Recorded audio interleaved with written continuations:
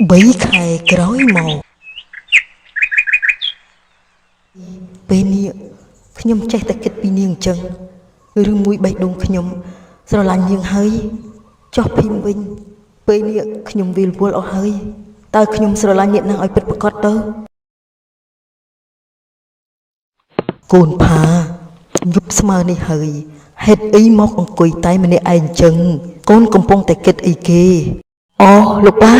នេះលោកប៉ាមិនទាន់សម្រាប់ទេគឺកូនគេងលក់អញ្ចឹងទៅមកអង្គុយមើលទេសភាពនឹងណាប៉ាយ៉ាងមិនហើយចំការដែលឯងធ្វើនៅពេលនេះរីកចម្រើនដល់ណាហើយពេលនេះគឺធម្មតាទេលោកប៉ា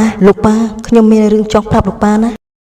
មានរឿងអីឆាប់និយាយមកបើខ្ញុំនិយាយទៅប៉ាកុំខឹងនឹងខ្ញុំណាបើឯងមិនទាន់និយាយផងធ្វើមិនប៉ានឹងថាឯងនិយាយស្អីគឺខ្ញុំបានគឺខ្ញុំនិងរីយ៉ានៅឯចំការគឺខ្ញុំបានបំពេញទៅលើរីយ៉ាឲ្យលោកប៉ានេះឯងនិយាយស្អីប៉ាស្ដាប់មិនយល់ទេនិយាយត្រង់មកនេះលោកប៉ានៅតែមិនយល់ទៀតទេគឺខ្ញុំបានចាប់រំលោភនាងនឹងលោកប៉ាពេលនេះនាងស្អប់ខ្ញុំខ្លាំងណាស់លោកប៉ាត្រូវតែជួយខ្ញុំផងណាពេលនេះខ្ញុំបានស្រឡាញ់នាងហើយ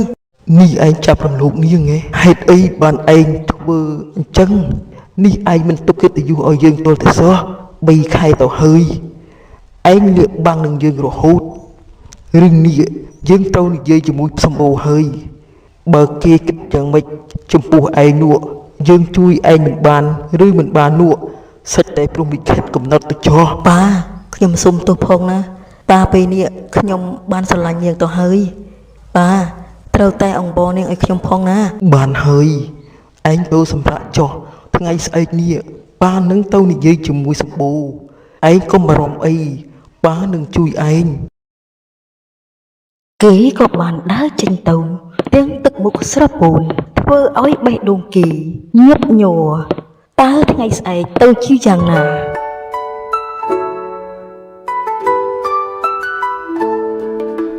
រីយ៉ានេះមកអង្គុយត្រង់នេះទេខ្ញុំខំតែរកនេះឆាតទេនេះឯងមានការអីមែនទេខ្ញុំមកលេចឯងនឹងណាហើយពេលនេះឯងនៅចាញ់ចិត្តទេពេលនេះខ្ញុំអស់អីហើយកូនក៏សុខភាពល្អទៀតកូនដឹងទេថ្ងៃនេះពូឆាតមកលេងកូនណារីយ៉ាខ្ញុំចង់សួររឿងមួយបានទេឯងចង់សួររឿងអីគេនេះឯងមិនចង់ឲ្យគេមកទទួលខុសត្រូវឯងទេខ្ញុំមិនចង់ឲ្យអ្នកណាមកទទួលខុសត្រូវខ្ញុំទេ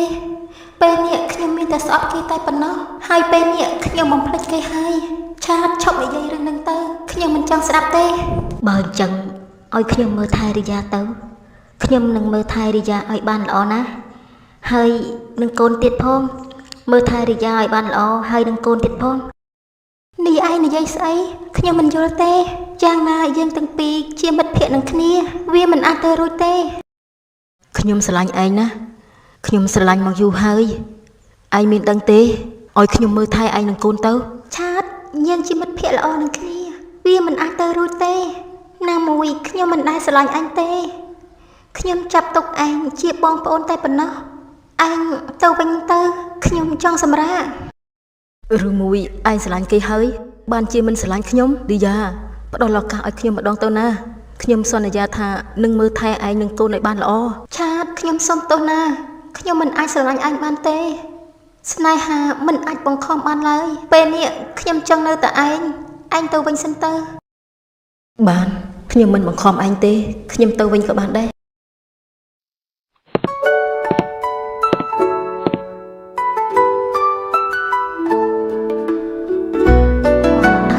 ឮសំឡេងអូរអូក៏បានលួចស្ដាប់ឯងរីយ៉ាគេមាននេះឯងគិតថារីយ៉ាមានកូនមែនទេបើអញ្ចឹងមែននោះខ្ញុំសប្បាយចិត្តណាស់ខ្ញុំគ្រាន់តែសន្និដ្ឋានខ្លួនឯងតែប៉ុណ្ណោះខ្ញុំមិនប្រកាសទេថាមានកូនឬអត់នោះប៉ុន្តែថ្ងៃនេះនាងចេះតែមិនស្រួលខ្លួនរហូតខ្ញុំមិនដឹងថាយួរមុខខ្ញុំមិនទុកនៅឯណាទេឯងកុំបារម្ភអីបើនាងមានកូននោះខ្ញុំនឹងមកនិយាយជាមួយរីយ៉ាឲ្យផ្ទាល់បើអញ្ចឹងប៉ុណ្្នឹងសិនបានហើយខ្ញុំលាឯងទៅវិញសិនហើយពេលនេះអ្នកទាំងពីរ បានដឹងរឿងថាខ្ញុំមានកូនហើយតែខ្ញុំគិតយ៉ាងម៉េចទៅគេមិនលក់នៅក្នុងខ្លួនចេះតែរសាប់រសល់មិនដឹងគិតយ៉ាងម៉េចធ្វើឲ្យនាងកាន់តែពិបាកចិត្តលើសដើមរីយ៉ាកូនគេងហើយឬនៅប៉ាមានរឿងចង់និយាយជាមួយកូនតើប៉ាអាចនិយាយបានទេរីយ៉ានេះយប់ជ្រៅណាស់ហើយប៉ាមានរឿងអីចង់និយាយជាមួយខ្ញុំចាំព្រឹកស្អែកបានទេមិនបានទេកូនប៉ាមានរឿងចង់និយាយឥឡូវនេះបើកទ្វារឲ្យប៉ាមកកូនបើអញ្ចឹងប៉ាចូលមកខ្ញុំមិនចាក់សោទេ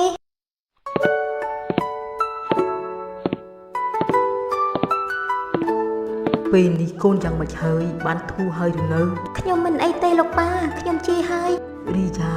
ប៉ាចង់សួររឿងមួយកូននិយាយប្រាប់ប៉ាឲ្យត្រង់បានទេបើប៉ាដឹងហើយក៏ខ្ញុំមិនលាក់បាំងទៀតដែរមែនខ្ញុំមានកូនមែនឲ្យខ្ញុំសុំទោសផងណាប៉ាតែខ្ញុំធ្វើខ្លួនមិនបានល្អរឿងដែលប៉ានិយាយជាមួយពូវុធីពីល្ងាចមិញខ្ញុំបានស្ដាប់ឮអស់ហើយពេលនេះខ្ញុំមិនដឹងថាគិតយ៉ាងម៉េចទេនេះកូនសម្រេចចិត្តហើយមែនទេថាកូនគិតបែបនេះតែប៉ាមិនចង់ឲ្យចៅប៉ានេះកុំព្រាឪពុកទេកូនគិតបើច្បាស់លឺណាប៉ាទៅសិនហើយ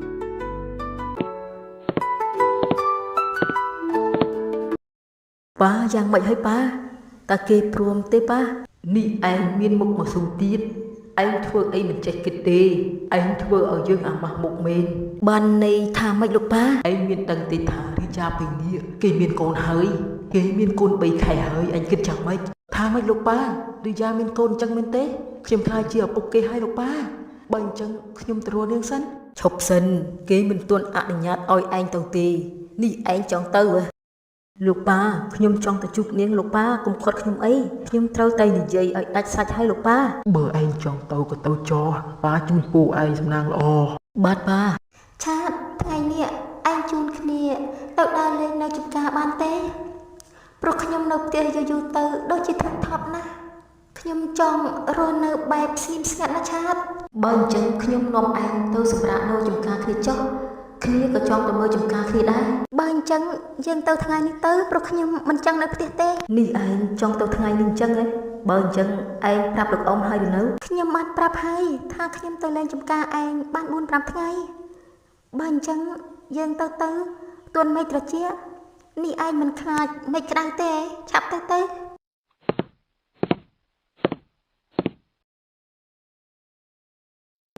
ទៅក៏ទៅដែរវើយ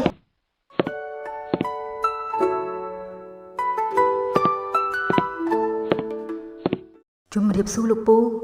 ពូសុខសប្បាយទេអូក្មួយផានេះក្មួយមានការអីមែនទេបានជាមកដល់ផ្ទះពូបែបនេះលោកពូក៏ដឹងដែរថាខ្ញុំមកនេះចង់និយាយរឿងអីនោះពេលនេះរីយ៉ានៅទេខ្ញុំចង់និយាយជាមួយនាងពេលនេះក្មួយមកខកជើងហើយរីយ៉ាគេមិននៅទេ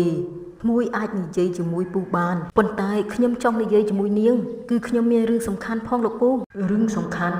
ឯងមកនិយាយរឿងរីយ៉ាមានកូននឹងមែនទេបើចង់ទទួលខុសត្រូវតែស៊ូរីយ៉ាសិនតើគេព្រមឬអត់ពេលនេះក្មួយត្រឡប់ទៅវិញសិនទៅចាំនាងត្រឡប់មកវិញចាំមកនិយាយគ្នាម្ដងទៀតលោកពូខ្ញុំសូមបងប្រាប់ខ្ញុំមកថារីយ៉ាគេនៅឯណាខ្ញុំចង់និយាយជាមួយនាងហើយពេលនេះខ្លាំងណាស់ខ្ញុំនឹងទទួលខុសត្រូវទាំងអស់ឲ្យខ្ញុំធ្វើអ្វីក៏ព្រមដែរលោកពូប្រាប់ខ្ញុំមកថារីយ៉ានៅឯណាបើក្មួយស្រឡាញ់រីយ៉ាបែបនេះពូក៏មិនហាមឃាត់ដែរពូប្រាប់ទៅចោះថារីយ៉ាគេនៅឯណាកូនរីយ៉ាគេនៅចំការមួយឆាតខ្ញុំនឹងផ្ញើទីតាំងឲ្យឯងឆាប់ទៅហើយពូសូមជូនពូឯងសំណាងល្អអរគុណហើយលោកពូបើអញ្ចឹងខ្ញុំទៅសិនហើយ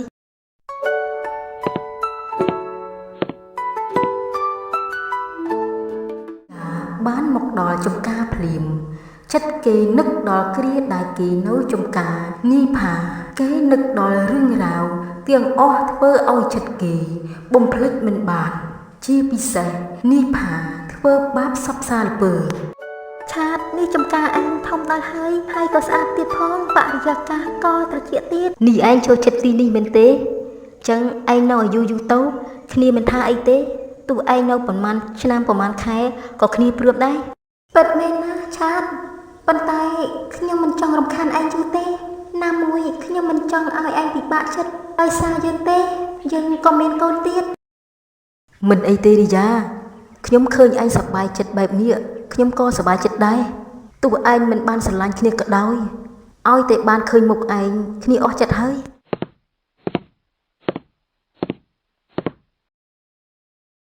នេះលោកពូថាចំការនៅម្ដុំនេះហេតុអីបានខ្ញុំរកមិនឃើញអញ្ចឹងនៅម្ដុំនេះក៏គ្មានមនុស្សដើរទៀតតើខ្ញុំគិតយ៉ាងម៉េចទៅបើអញ្ចឹងខ្ញុំដើរទៅមុខបន្តិចទៀតមើលក្រែងរកឃើញនីផាក៏បានដើរបន្តទៅមុខទៀតរកឃើញចំការដែលគេរកនោះនីផាក៏រីយ៉ាកំពុងនិយាយគ្នាយ៉ាងសប្បាយគេក៏បានខឹងយ៉ាងខ្លាំង